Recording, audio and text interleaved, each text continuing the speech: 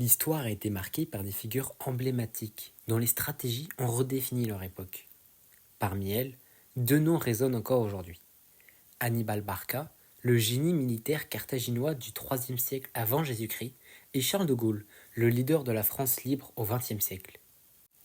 Dans quelle mesure les stratégies d'Hannibal trouvent-elles des échos dans celles de Charles de Gaulle, face à des défis militaires et politiques majeurs?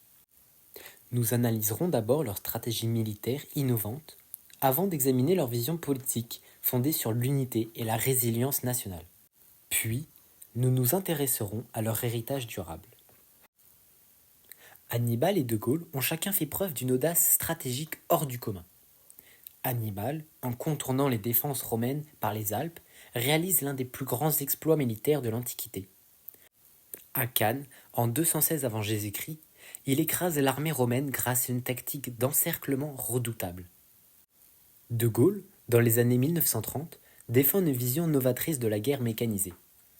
Il prône une armée mobile et blindée, anticipant les stratégies qui seront finalement employées par l'ennemi. Mais l'audace ne suffit pas.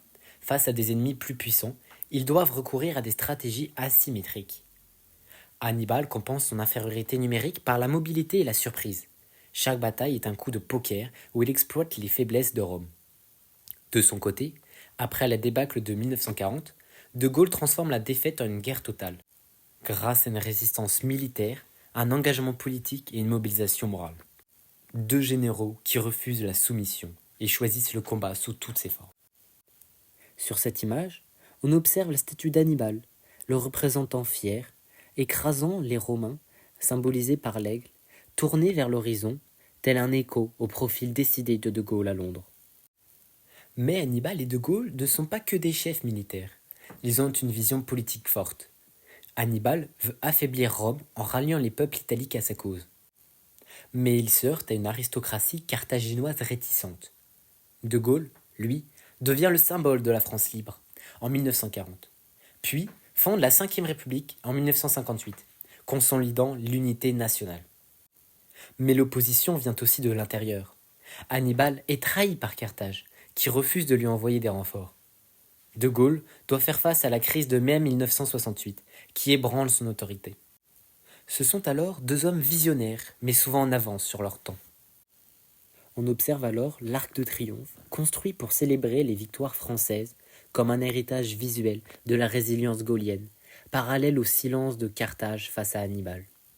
Aujourd'hui encore, les noms d'Hannibal et de Gaulle résonnent bien au-delà de leur époque.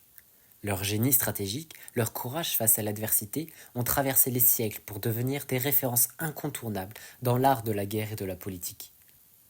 Hannibal, par ses manœuvres audacieuses et sa capacité à penser l'impossible, a inspiré des maîtres de la guerre comme Napoléon Bonaparte, qui voyaient en lui un modèle de ruse et de détermination. Le théoricien militaire Clausewitz lui-même reconnaissait la supériorité tactique du général carthaginois en faisant l'un des exemples les plus marquants de la guerre du mouvement. De Gaulle, quant à lui, a durablement marqué l'identité politique de la France.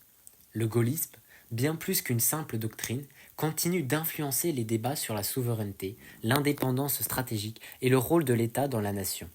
Sa vision d'une France libre, forte et autonome reste un repère surtout dans les moments de crise. Hannibal et de Gaulle ne sont pas seulement des héros de leur temps. Ils incarnent une même idée, celle du courage face à l'adversité, de la vision face au chaos.